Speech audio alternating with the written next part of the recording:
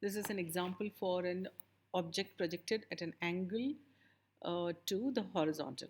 All right, it's not from the horizontal, it's above the horizontal. So the object is thrown up in the air. So if you read, a ball is launched at 4.5 meters per second at 66 degrees above the horizontal. It starts and lands at the same distance from the ground. What are the maximum height above its launch level and the flight time of the ball? If you notice this maximum height and time of flight, there are five questions like this. Five descriptors are given in your uh, learning outcome for the end of term examination. So it's an important concept. Pay attention to it and let's see how to solve this question. So if you're drawing or if you're sketching the diagram, so it's thrown above the ground. So this angle theta is 66 degrees. So you have this to be 66 degrees.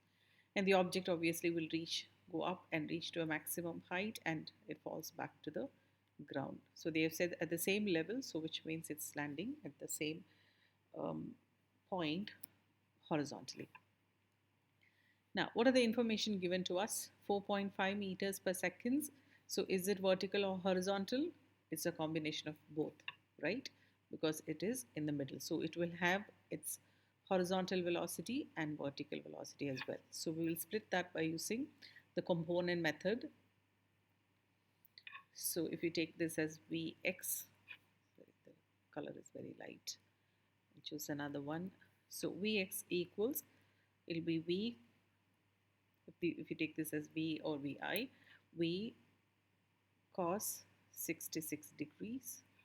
Vertical would be V sine 66 degrees. So, as normal, you put it vertical and horizontal. So, this is this way, right? Horizontal, this is vertical, this way. So, I need to first fill in this detail. V initial horizontal will be equal to 4.5 times cos 66 degrees. All right. Similarly, vertical initial would be 4.5 times sine 66 degrees. So those answers would be 4.5 into cos 66 is 1.83. So 1.83 meters per second is the horizontal start speed at this point, and 4.1 meters per second would be its start speed vertically.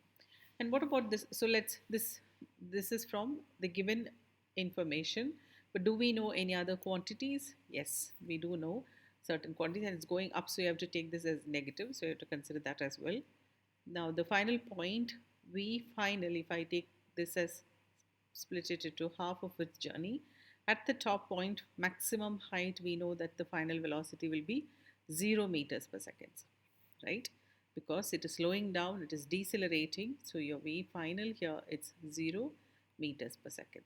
So I've got one quantity, this is the second quantity, and we also know that G equals negative 9.8 meters per second square. So I've got the third quantity as well. Now, do I know time or any other quantities here? We do not know. So let's see how to calculate the maximum height above its launch level.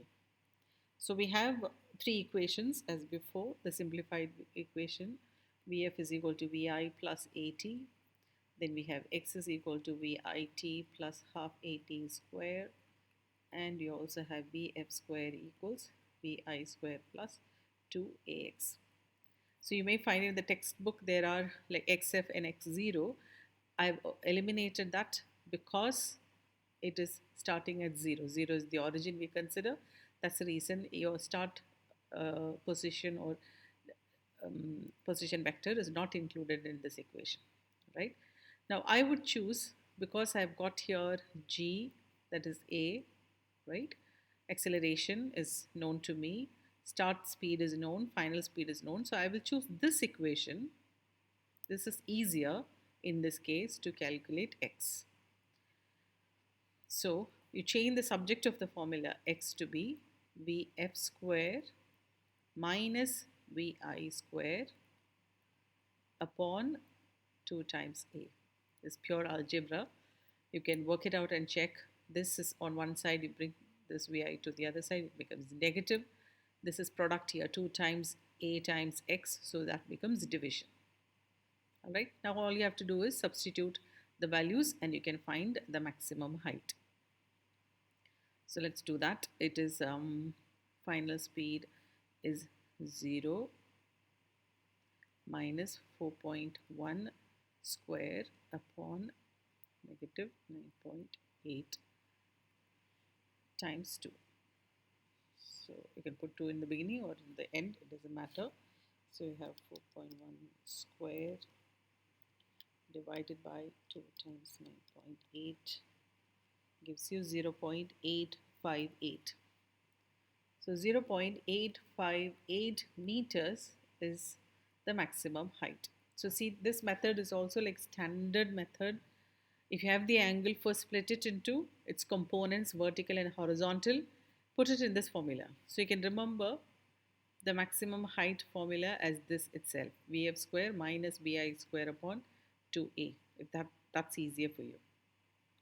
Okay, remember this formula. All you have to do is final is 0, initial is the sine component upon 2 times A. So you'll get the vertical maximum height that's reached by the object. All right, so we have found this.